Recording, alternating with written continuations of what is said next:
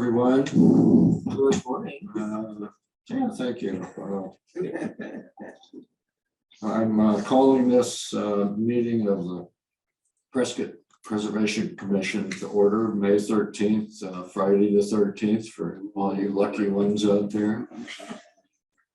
Members present at this meeting are James McCarver, Richard Sprain, Michael Mirko, Mike King, Rob Johnson, and I'm Robert Burford, the chair. Staff members are Kat Moody, our historic preservation specialist, Bren Stotler, community development director, George Worley, planning manager, I see is also here, and the mayor Phil Good is here. Thank you. And is that Tammy back there? Yeah, it's a little dim, the lights are better. And this Tammy DeWitt, community planner. This is an open public hearing and is being videotaped and tape recorded by the city. The proceedings are being televised by representatives of the public media, local cable, and/or radio stations, and may also be rebroadcast. The number of commission members present is 6. It will require a majority vote of those present to pass a motion, which would be 4. All parties wishing to be heard will be expected to state their name at the podium and address for the record so that we may know who is speaking and can record or get in touch with them at another time. Please turn off your cell phones, electronic devices, the usual about devices making noise during the meeting, and mute yourself if you are not speaking in order to minimize background noise. That's for our Zoom participants to mute yourselves. None of those are here today because they're on Zoom.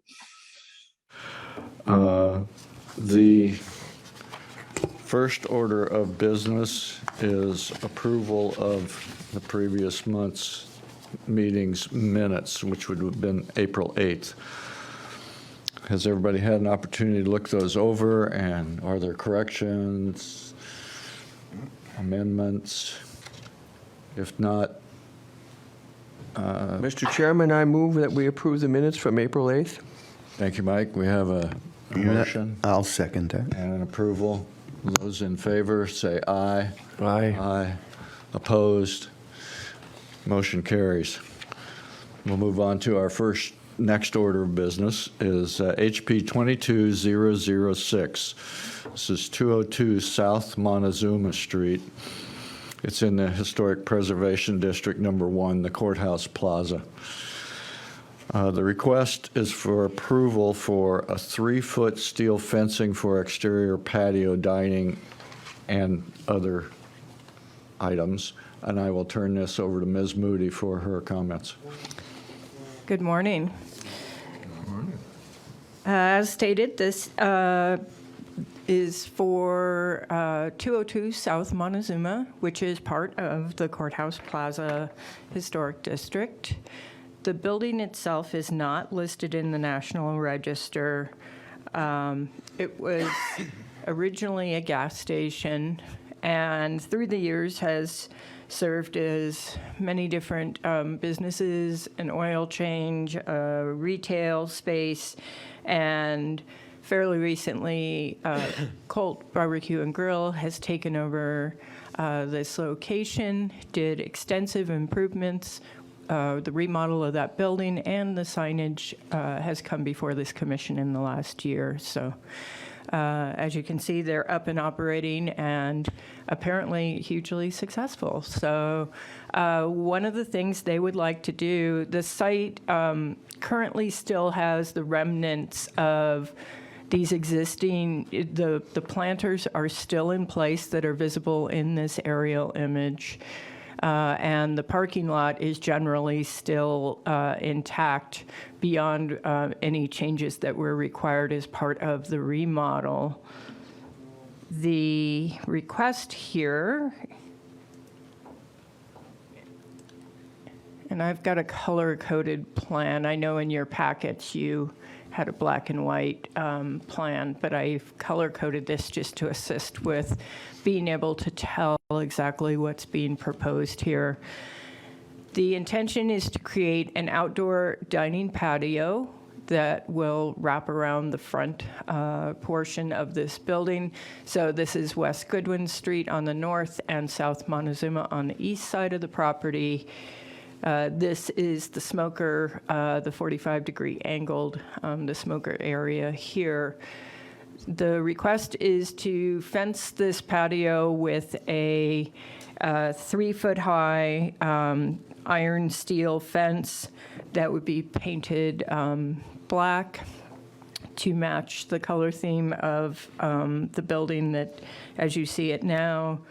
The fencing will be installed in this graphic. I've got the fencing in red here, so it runs from the building on this west end between the planters, the existing planters here, and on a diagonal across a 45-degree angle at the corner, and then returning from the planter back to the planter at the corner of the property.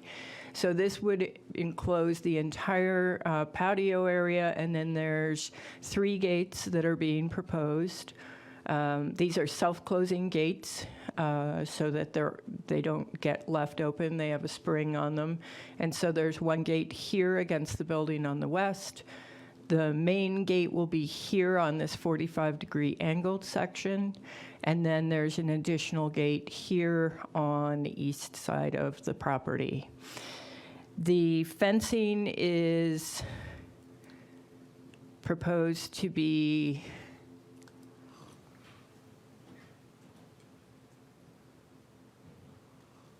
this black steel fencing, and then the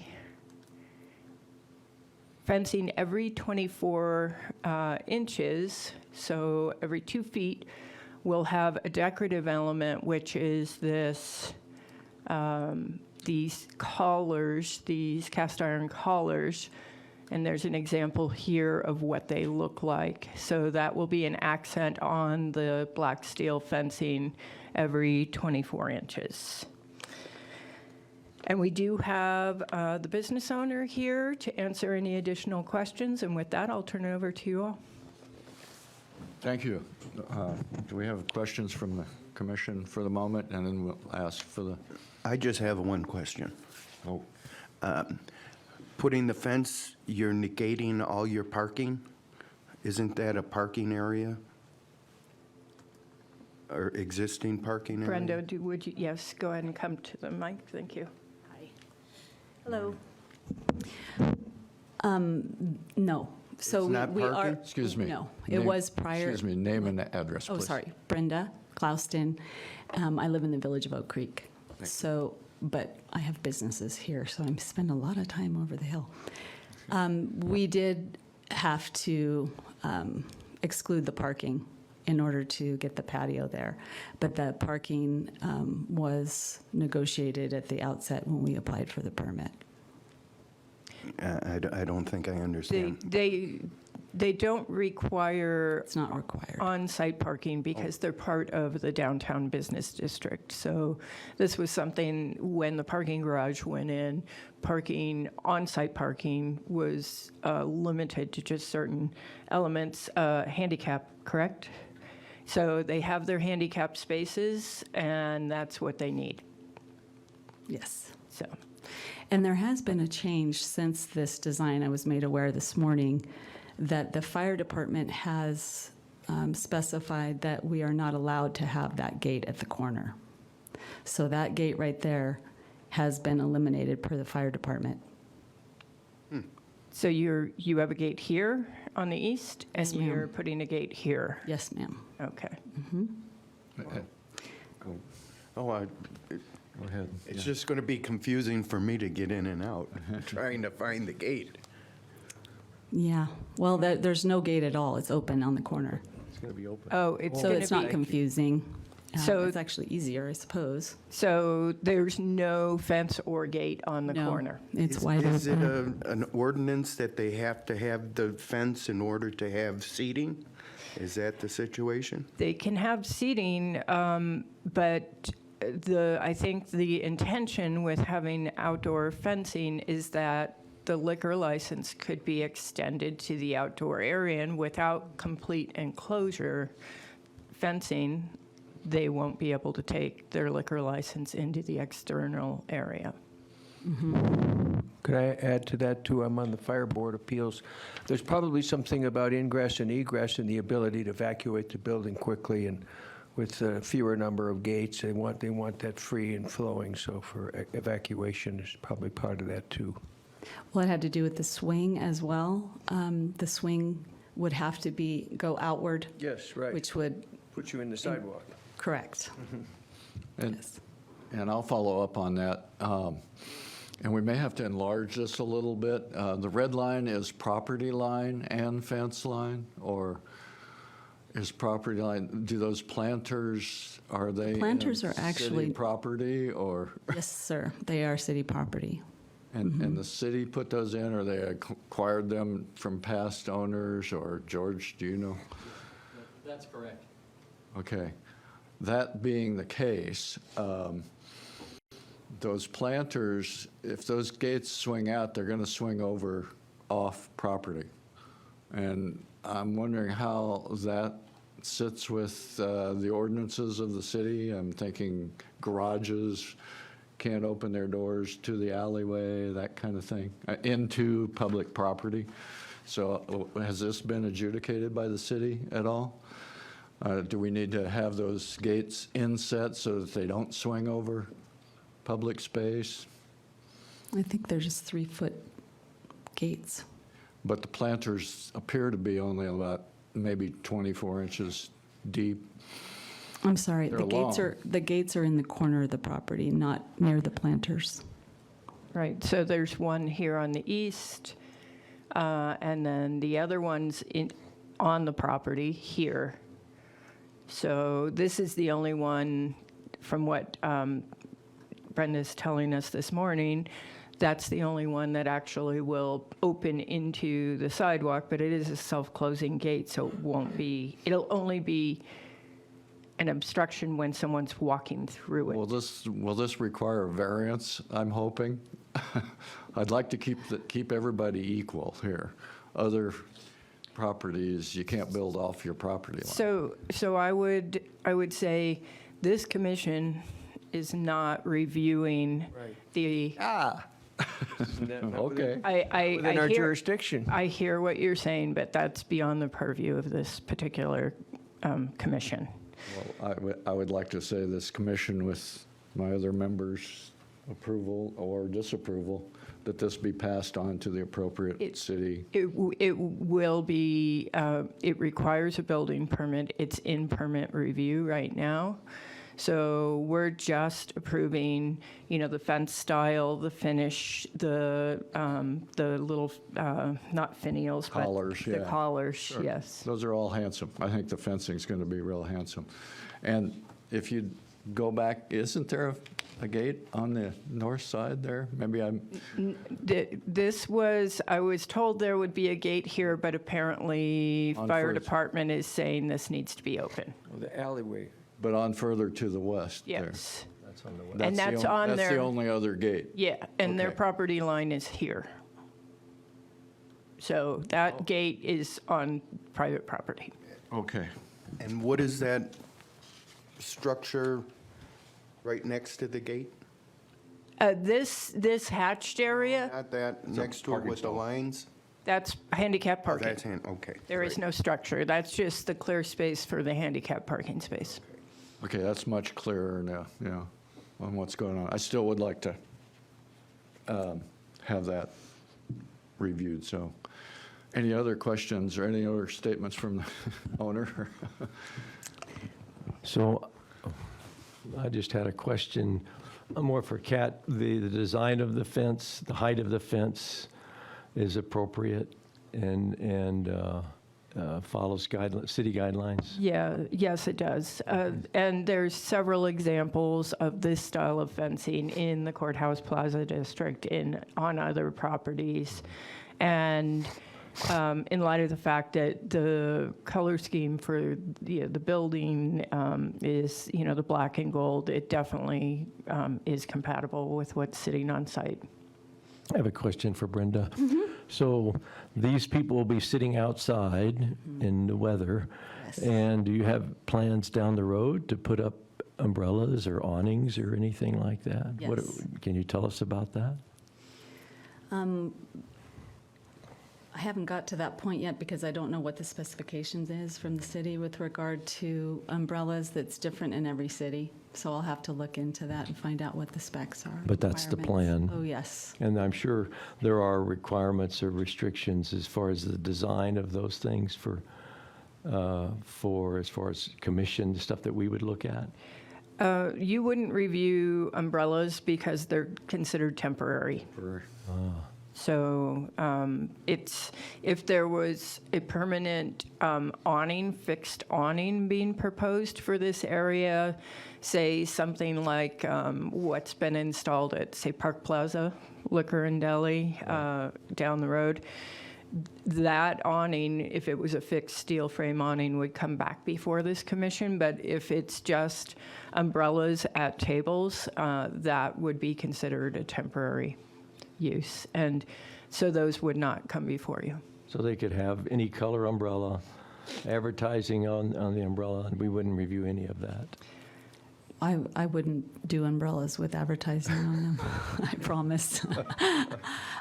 We did actually look into the design of commercial umbrellas at a recent hospitality exposition, and they do make some very large, very attractive umbrellas nowadays with wonderful mechanics that would be appropriate here.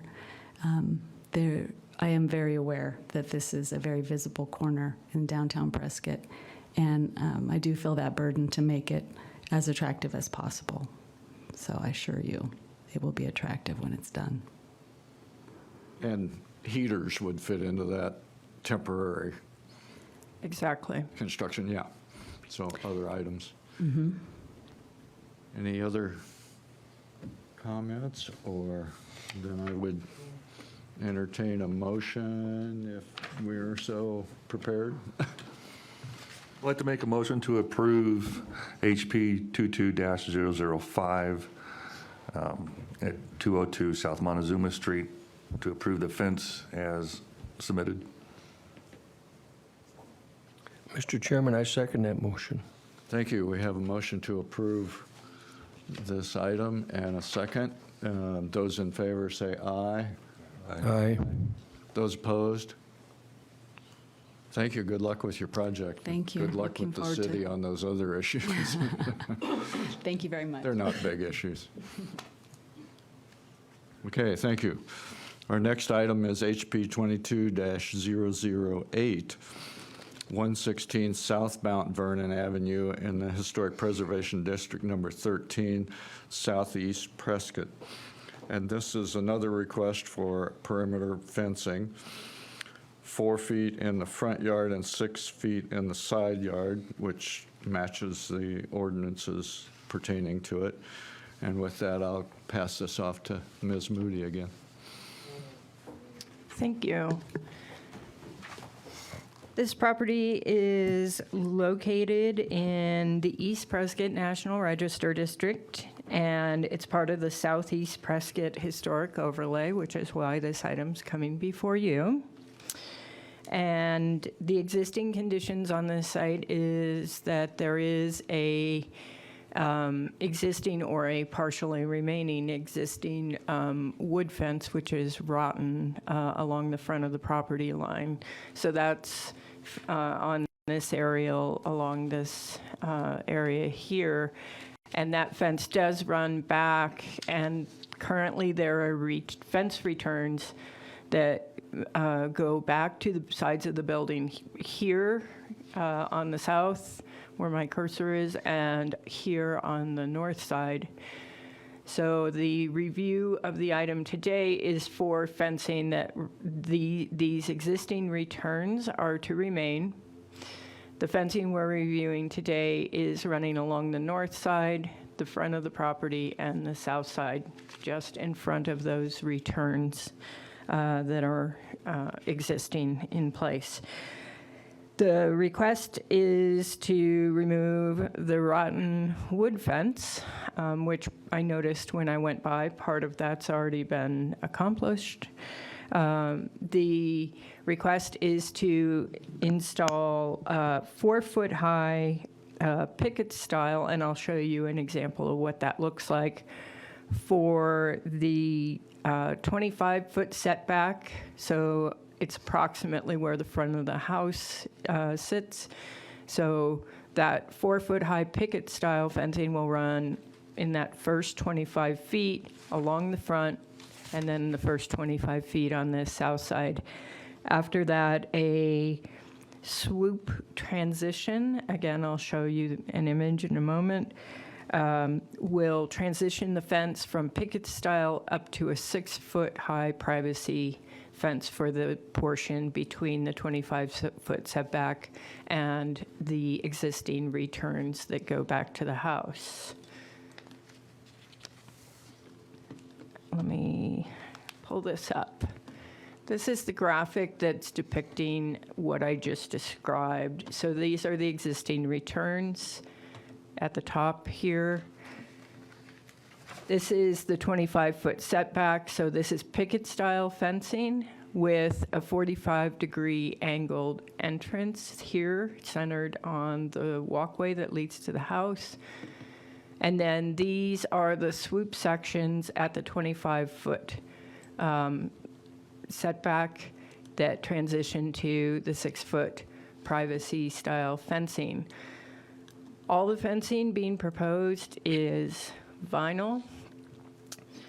Vinyl fencing is not recommended in this district, but has been approved repeatedly on both Mount Vernon and Pleasant Street. So this commission has approved vinyl fencing. It's considered less desirable than either wood or metal fencing for this district because it isn't a historic material, but it has been used in this district already. So this is the picket style fence, and then this is the image for the swoop that will go from 4 to 6 feet.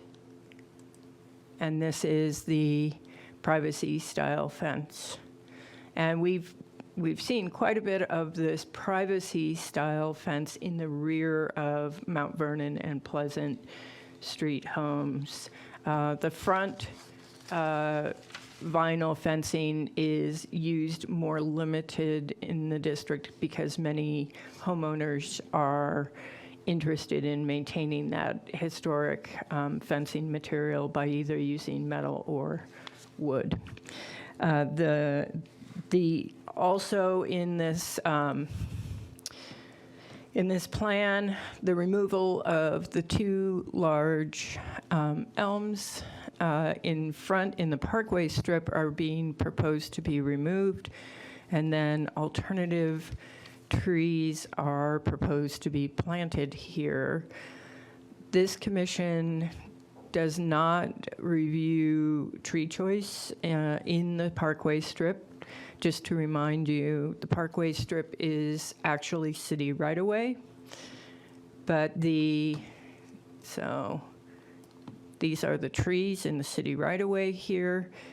The city, even though it's in the city right-of-way, it is the adjacent property owner's responsibility to maintain any landscaping in that parkway strip. And we do have a history of homeowners either removing trees or replacing trees, or taking necessary steps to preserve a tree's life in those parkway strips, and they obviously are a very important component of the streetscape view of Mount Vernon. However, this commission does not review tree removal. but that is an element to the work that's going to be taking place. And we do have the landscaping contractor here, and with that, I will turn it over to you all for discussion and questions. Okay, thank you. Does the landscape contractor want to comment? Morning, I'm Jeff Barter, and I'm the fence contractor, landscaping contractor. Okay. If I may, before the question, as far as the trees go, I've been fortunate to do a lot of work on Mount Vernon. So our thought is a maple tree seems to be the theme going in, and honey locust. So we just want to keep with everything that's going on to keep the street consistent. The choice of the vinyl, the two other properties we've done on Mount Vernon, we were able to refabricate all the metal fencing and keep it in place. Unfortunately, this fence was beyond repair. So the homeowner requested to do the vinyl, something that's not going to show wear and tear, will always keep a good look. I know the choice is probably steel or what was there before, but this fence is just bad. True. Thank you. I have excuse me, Jeff. The trees in the parkway, I know that I live on Mount Vernon, 141, and we put a lot of money into the two trees that are in front of our house in the parkway. We use the same person the city used to try to save the ones around the courthouse. And they inject them with something, I think it was like $600 2 consecutive years in a row. They inject the tree roots, and it actually brought those trees back to life and probably increased the longevity of the trees itself. And so I don't know if you've looked into maybe doing that to save those trees. I just hate to see those big trees, you know, they're kind of a monument on Mount Vernon, and I get it, if they're dead and they need to be pulled, that's one thing, but if you can save them, it's just an opportunity to maybe do that. So. I completely agree. The last thing I ever want to do is take out a tree. The reason I put that on the plan is there's also been like a safety concern on these old elms of dropping big branches down. So I think before we get to that and do red flag kind of things is to research what you're talking about. Maybe I can get that information and then take it to the homeowner and hopefully they'd be happy with that. Just a thought. No, I am totally agreeing with you. And I know we've reviewed a couple of other projects recently to the south of your property, and those folks have also spent using that same technique to save their elms from some disease. So pruning and injection has seemed to work well for those trees on that street. May I ask a question? I'm a forester. Are they American elm trees? Whatever is indigenous to this area. So I think there's a couple of varieties. There are no elms indigenous to this area. I mean, they've been here a lot longer than I None. have. They all came from someplace else. Okay. And I just wondered, They're either American or Chinese. Yeah. yeah, okay, well, favor the American elm, of course. Yeah, and certainly the trees that are being replaced on the plaza, the elms that have been removed due to disease are being replaced with either the disease-resistant American elms that are coming out of the agricultural programs out of Kansas and Oklahoma. They're called Liberty elms. Liberty elms. But some of the other trees that are being replaced on the plaza in order to create diversity are maples is certainly one of the choices that they're using. I mean, they have used some ashes as well, but they're trying to introduce a little more diversity to the plaza to make for better disease resistance long term. But there are good American elm, disease-resistant elms, the Liberty elm being one of them. If there is a desire to have those trees, if they do have to be replaced, they could be replaced with elms. I think the main thing to consider from a streetscape viewpoint is that the trees on Mount Vernon are a vase-shaped, and they create that arcing sort of, tunnel effect on the street. So if you get a tree that's too short in stature or much more of a, sort of a rounded crown, it doesn't quite serve that same streetscape appeal that Mount Vernon is certainly known for. I think we can all agree to that. Sorry. So I've- I'm done. Thank you. Just a couple questions. The fencing, the color and the height falls in the requirements for the city? White is a traditional Yeah. fence color. We don't actually have fencing the colors are supposed to be compatible with the district. As far as zoning codes, there's no color stipulation.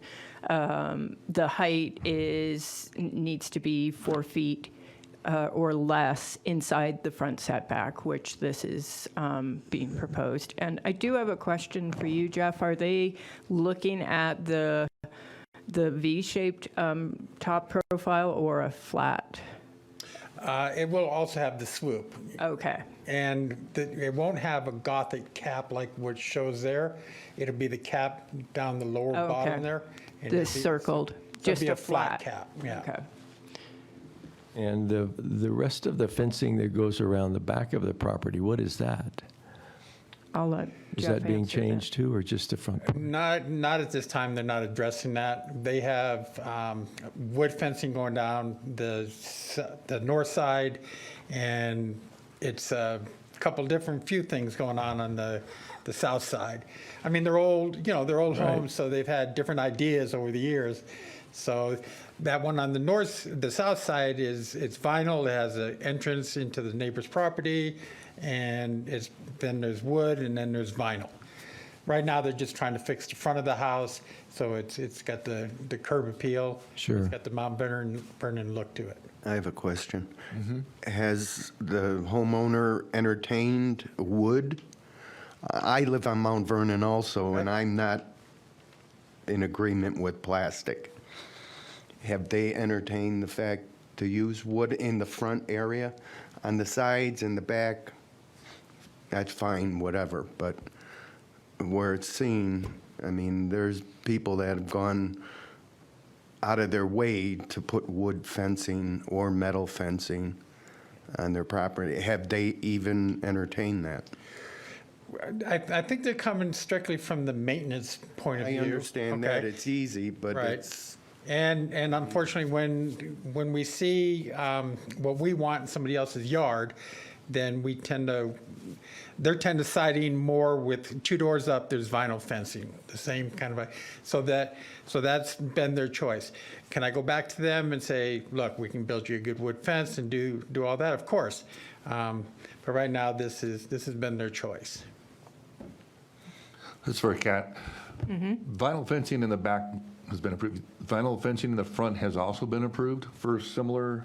It has in limited cases, because most people who come before us choose to put wood or metal in the front, and vinyl has been approved in the rear of these properties for years and years, but.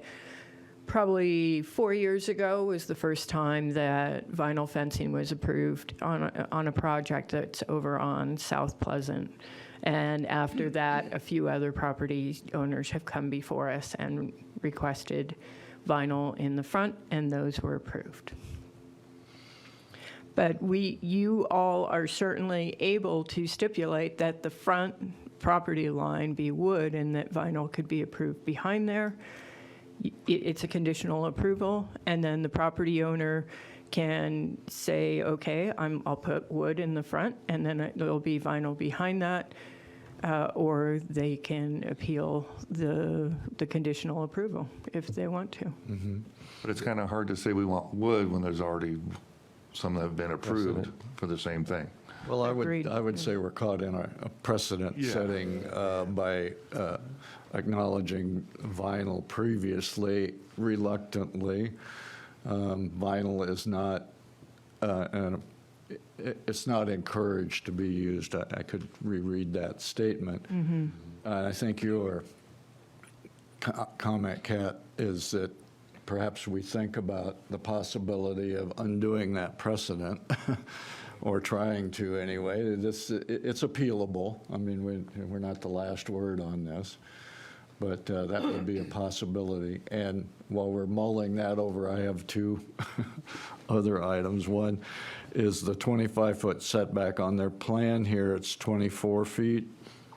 I think it needs to be 25 if that's what code requires. And I would come back to the same concern about this gate.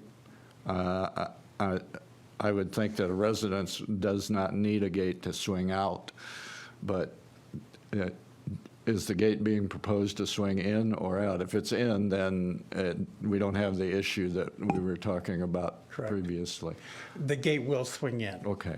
And as far as these swoops on the side, so first, yes, the city will have to do their site evaluation, and we know it's 25 feet back, so sorry if I didn't make that correction.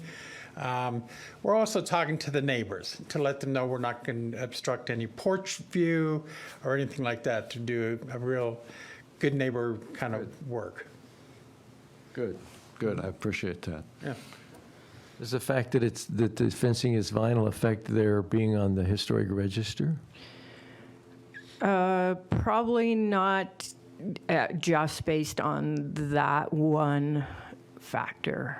The house has good historic integrity, and I've got a couple of, let me put these up.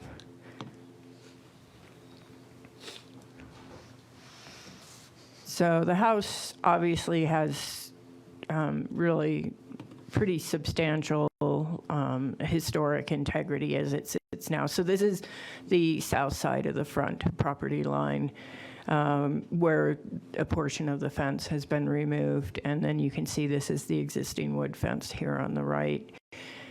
So by just installing vinyl fence in the front, it wouldn't delist the property. Fencing is considered somewhat temporary. Obviously, if they were to install a wrought iron or steel fence, it wouldn't be temporary. It would last, for as long as the property's sitting there. Wood requires some maintenance, but certainly the wood fence that's there could have been there for, 60 years. So the fence that was in bad shape was wood? Correct. It's there. And to make note, we didn't remove that fence. The tree service that took out some trees had taken that section out. Do any of the commissioners have other questions or concerns, or anyone from the public? Is the cost of the fence vinyl versus wood or metal, is there significant difference in those? Yes, there is. The wood and metal are much more expensive. No, the vinyl is Oh, it quite is? expensive. Oh, Yes. okay. Yeah. I have a comment. So we have a public Sure. comment? Sure, come right up to the microphone again, please. Sure. So from a design perspective, because I've done this my whole career, I'm wondering if we've considered the fact that the wood and sometimes the metal, with regard to weather changes, is only as good as the maintenance of it, right? So I've seen a lot of property owners and big commercial horse ranches put in the vinyl fencing because it looks perfect all the time. So I wonder if there is a choice for your fencing material to have the wood grain so it looks real? Because that would satisfy, I assume that you're looking for authenticity, correct? And you want it to look old and you want it to assimilate into the historic district. So maybe there's a happy medium where they would have the vinyl that looks perfect all the time, but it looks like wood with more of the grain to it. That way you don't, because if they have a hard time, we don't know if the homeowner can maintain the wood over time, then you, like I said, it's only as good as the way it's maintained. So that's a suggestion. Maybe it would be helpful. Thank you for that comment. Yeah. So I guess I'm going to just make a comment about that. The guidelines for historic properties are modern materials should be compatible but differentiated. So what that means is that oftentimes, and this applies to, say, cementitious, like a hardy plank siding, a lot of historic preservation commissions require that siding be installed with the smooth side, not the wood grain out, in order that the material be clearly differentiated from a historic material. So smooth vinyl is not necessarily a bad thing. One of the things that preservation laws across the nation have emphasized is that we don't want to create fake historic. We want modern materials to clearly be modern, so additions or new materials applied should be clearly not trying to be historic materials. I don't think anybody would necessarily mistake a wood-grained vinyl fence as being wood up close, and perhaps it would look better from a car going by because it wouldn't be quite as smooth or, say, shiny looking. But the directive is that new materials be clearly differentiated from the historic materials. Yeah, this is a can of worms because vinyl degrades over time, just like everything does. Maybe not in the same ways that wood or steel or aluminum fencing. You know, there are various metal fencings, but the maintenance on all of those is just like the trees we were just talking about. There are several options there, and I don't know that. I'm thinking about window cladding. So there are fiberglass windows now that are much more longevity. Well, oftentimes more sound over the years than vinyl is these days. And I personally don't have an issue with that being used in historic homes, and not forcing the homeowner to rebuild double-hung weighted windows for some authenticity there. But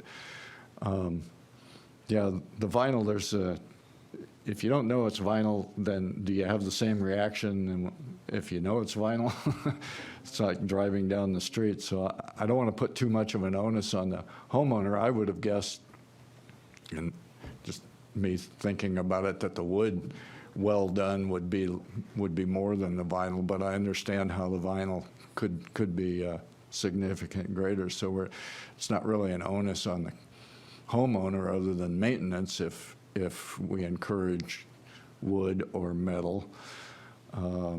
So we're kind of stuck in a little dilemma here, I guess. I am, but I'll let the rest of the commissioners weigh in on this, and then we'll move this forward somehow. Thank you. Just, and it's owning two houses on Mount Vernon. This is just my personal opinion.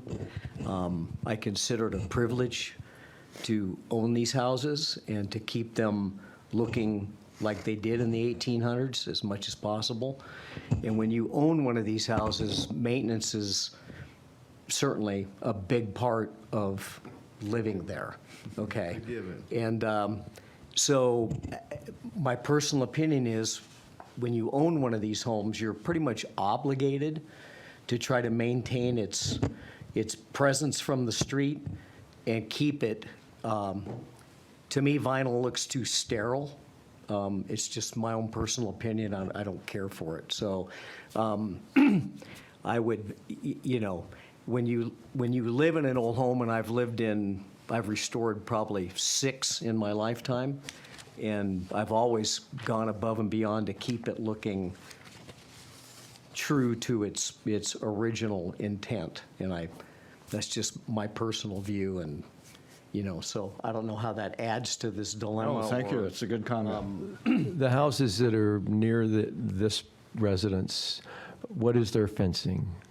Is it mostly wood? It's mostly wood and metal, Yeah. but there are a couple that have replaced their fencing with vinyl.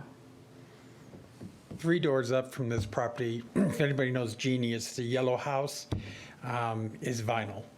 It's vinyl fencing. The nice thing about the vinyl is it comes with a sheen, but that sheen on there wears off. Okay. The other nice thing about the vinyl is in freezing temperatures, it'll withstand to negative 14 degrees, which means it's a very strong poly material. So it will definitely hold up to everything. Thank you. Other comments or concerns, or do we want to weigh in on this on a motion? Mr. Chairman, we can still have more dialogue between the first and second, before we vote. That's correct. Yes. All right, so I have been a good listener. Try to be. And here it goes. Okay. I move that we approve H22-008 at 116 South Mount Vernon, and that we approve the perimeter fencing, 4 foot in the front and 6 foot in the back. And it doesn't say the materials, but that is approved the vinyl as well. Thank you. Is there a second to that motion? And as Mike pointed out, we can have more. I have a question about that. Well, we need a second first. Before discussion? Yes. I will second that. So, more discussion? Go ahead, Russ. So you approved for the vinyl in the 4 foot front? It was part of the, That's it doesn't say vinyl, it just says approving the fencing, 4 foot in the front, 6 on the side, but that includes the idea of that it is a vinyl fence. So I'm saying, yes, I'm approving as presented. Other Well, I don't live on Mount Vernon, but I think that we do have a obligation to try to maintain historical accuracy. And even though there's a precedent, I think we need to look at the rules and the recommendations that the city and the country puts out. And I think we need to stick, my preference would be to stay with wood or metal. Would you perhaps like to make an amendment, and then we would vote on that amendment? I'm just speaking here of what Kat maybe mentioned, portions of it, historic. If that falls within the Robert's rules, but. I would suggest go ahead and complete the vote on the first motion. And if it does not carry, then a second motion could be tabled. Can be But we offered. could have a motion to amend. Yes, you could. So Do we need to vote on the original motion first, and then we can propose an amended motion? I think that would be a cleaner. Okay, so I would say we do Since we do a that's- vote right now. since that's the recommendation, we will, could you restate the motion, please? Yeah. So the motion is to approve HP 22-008 as presented. No amendments. Okay, thank you. Is everyone clear on that? Those in favor of that motion, say aye and raise your hand. Aye. Those opposed, say aye and raise your hand. Aye. Aye. Okay, so the motion fails. The motion fails. If a secondary motion, it would not be an amendment at this point in time to the main motion. It's failed, so this would be another motion. If the members, or are we finished with this item? So a new motion would be that we approve the HP 208. that's 22-008. with the caveat that the construction of the fence be with wood or metal. Clarification? Is that the whole fence or just the frontage? Well, the part that's this motion, that this request is only the front and the side to the, it's not the entire back gate. Is Okay. my understanding. It's just the front part. That It's is- visible, that's visible to the, That is from the correct. front. And so I think you have a couple, just to add some discussion here, so you understand what are some of your options. You could require that just the front portion be wood. You could require the portion in the front setback before the transition to the 6-foot be wood. Or what Jim just proposed is that everything in this request be wood, which is everything from these returns up around the front of the property. Is that what's recommended by the city? The recommendation is for wood or metal fencing from the visible streetscape view. Okay. Then I guess I would need to, or someone second that motion and then amend it.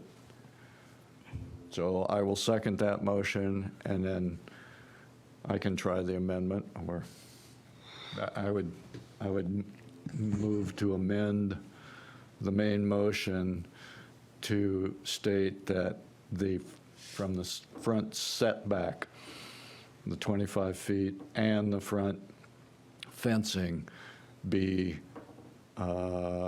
either wood or metal.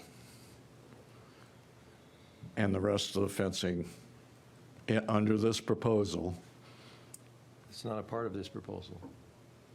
So, No, it- the front, it the is. 25 It goes foot. past the 25 foot. The 25 foot runs from, 25 feet back. So what I'm understanding that Robert just added as an amendment is that it be wood or metal inside the 25-foot setback. And Correct. behind that could be the vinyl as presented. Correct. Is that clear? So on that map, where does the part that goes to the house Well, that's sit? what I think. There are these dashed lines here. They're back further than the 25 feet. So what part of the side fences would be considered visible from the street? Well, I would say the 20, probably all of it, but the 25-foot setback is even with roughly the front of the house. And certainly behind there is substantially less visible. But you can see most of that. Let me see if I can pull up this picture here.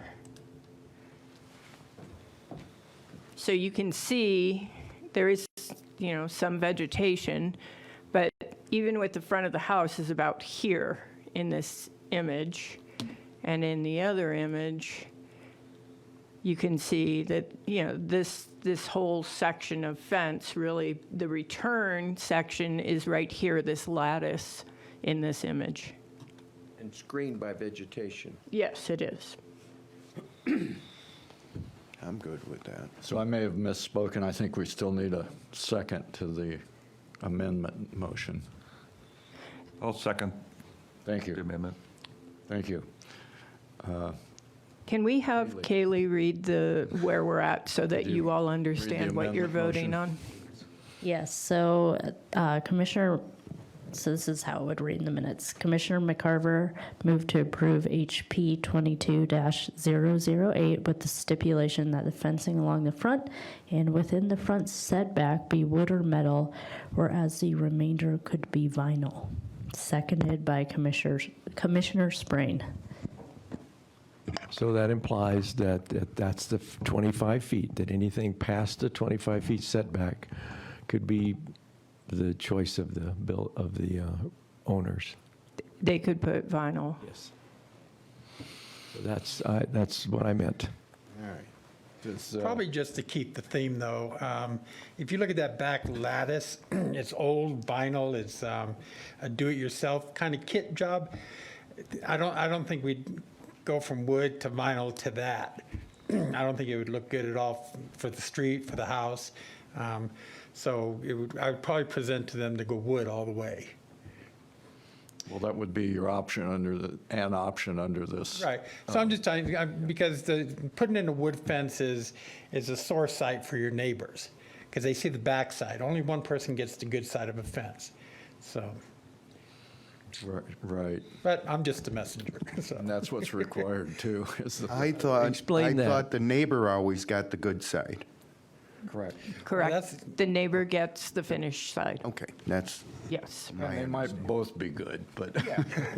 There's ways of going past everything and dressing them up, yeah. Right, yeah, you can end up with a dual profile kind of staggered, but the requirement is that the finished side of the fence goes towards your neighbor.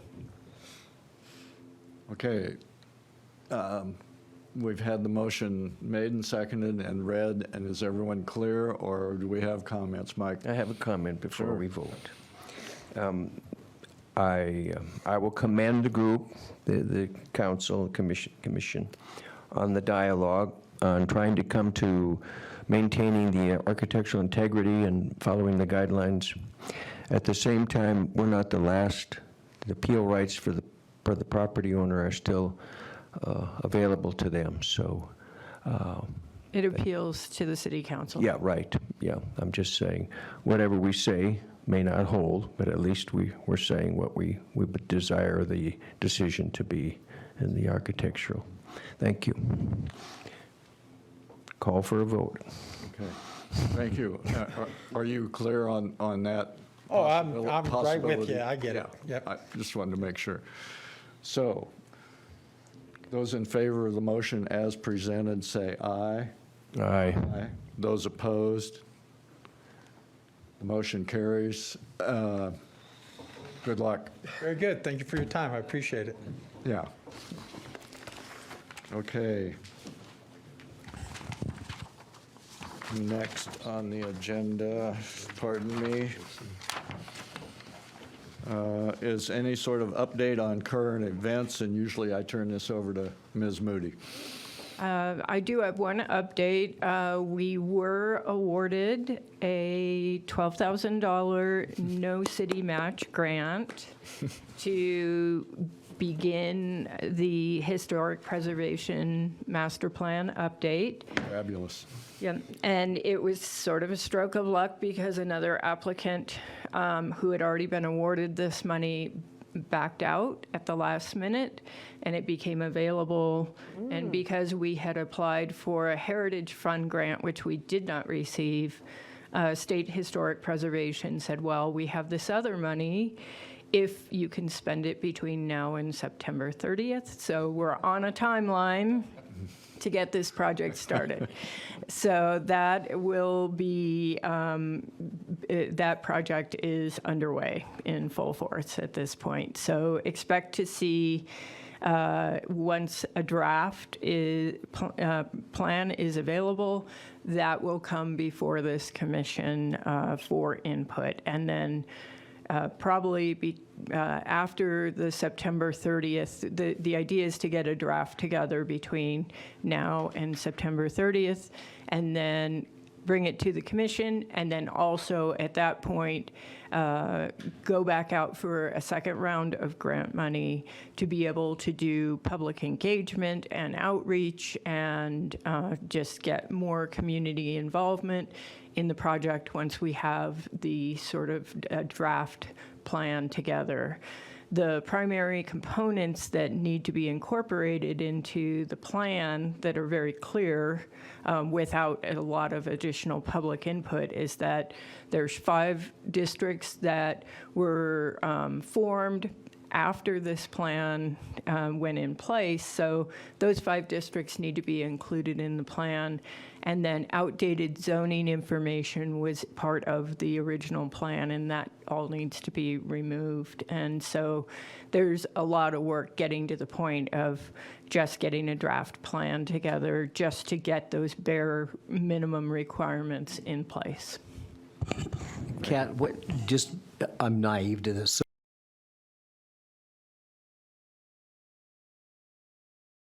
That It's just to update all of the, Right. It's so, I mean, it's to bring the plan into the modern age. It was produced on a typewriter. Copy and paste meant like the actual photos were glued to, hard copy pages, and then copies of the plan were Xeroxed. So just getting the plan into an electronic format, getting new photographs, bringing it up to date with current national standards for historic preservation. There's been a lot of development and ironing out of how do we deal with things like solar and energy efficiency requirements, and how do you deal with the conflicts between historic those all are part of the update, as well as just, not having reference to zoning that hasn't been in place for over a decade, and 5 new districts that have come into the city's historic portfolio that have no design guidelines. So when we see projects that do come before this commission and those districts are not part of the plan, we actually use the adjacent districts' guidelines to inform decision-making, so. So are they, part of the goal is to expand the number of historic districts? No, not with this project. Okay. The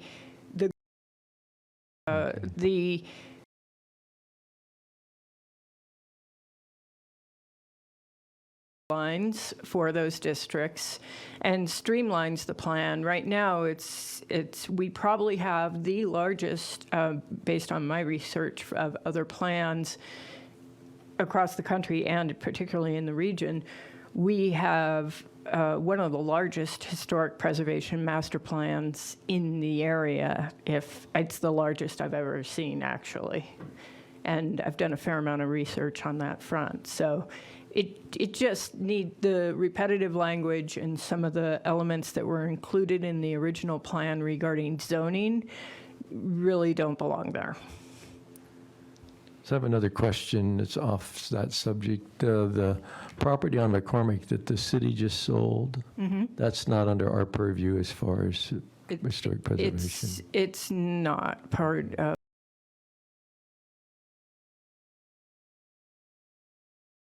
town site district, but it just gets reviewed by myself just with the context of the district in mind. So if they want to build a 75-foot hotel, then go for it. And a lot of these projects, the property owners, even though they aren't in a local overlay district, and this is an example would be Hilton Garden Inn, that it was recommended they bring that project to this commission, even though they didn't have to.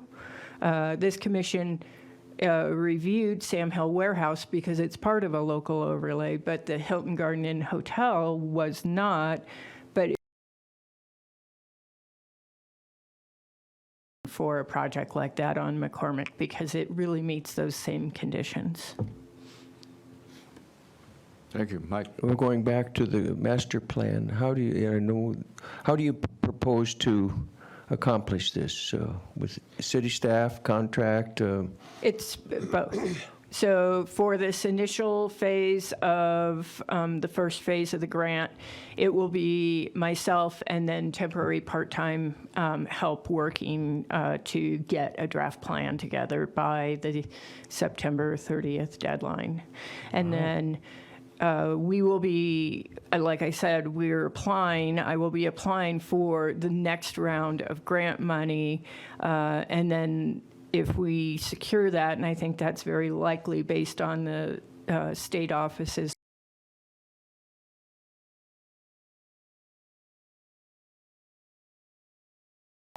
And so at that point, we might hire a public outreach consultant or somebody like that if we need additional help in getting more public input for the plan and incorporating that back into the draft. Well, thank you. You'll be busy. Yes, I will. Yes, thank you. I think you're volunteering to help. I can be a cheerleader. Okay, any other comments? Morning, Mr. Chair, members of the commission.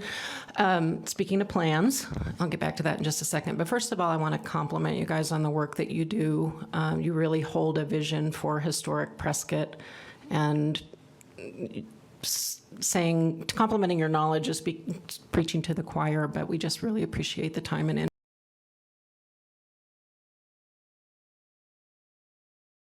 We have a general plan update coming up. And for those of you who paid attention to the council meeting earlier this week, we made a general announcement that we are getting ready to organize around this, this activity, and it is required by statute every 10 years.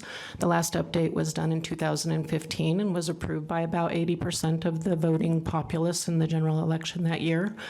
This July, we will be having a resolution adopted by the council that will establish the committee and also adopt a public participation plan for the activities of the committee. The constitution of the committee will be similar to former iterations of the general plan committee, meaning that there will be a designee by each of the council members. There will be 2 designees from planning and zoning, 1 from board of adjustment, and 1 from preservation.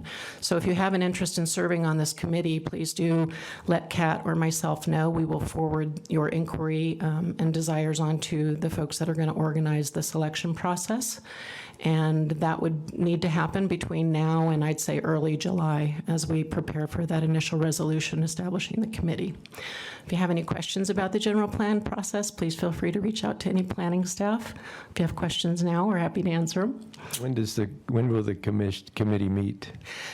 The committee, once it's active, will probably meet starting out probably monthly to get an outline going and to start talking about the components of the plan, which are set out in the statute.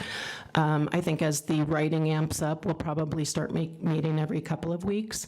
The general goal is to get the general plan onto the primary ballot in the summer of '25. So this is not a short process. We're just beginning an 18-month to 2-year writing process. So it's quite involved. It's a 30,000-foot view of our area. It's important just as well as the details of historic preservation are. So if you have an interest, please let us know.